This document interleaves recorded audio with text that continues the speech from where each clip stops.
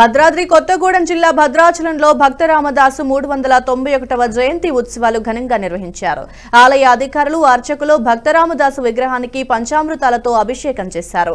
రామదాసు చిత్రపటంతో పాటు వాగ్గేయకారుల చిత్రపాటలతో, రామనామ సంకీర్తనలతో గిరి ప్రదక్షిణ చేశారు.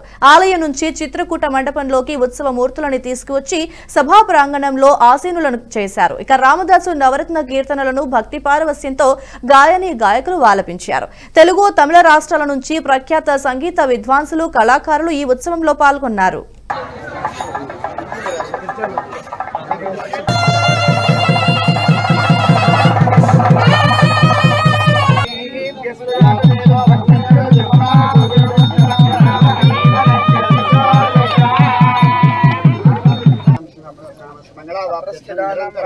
రామదాస ఉత్సవ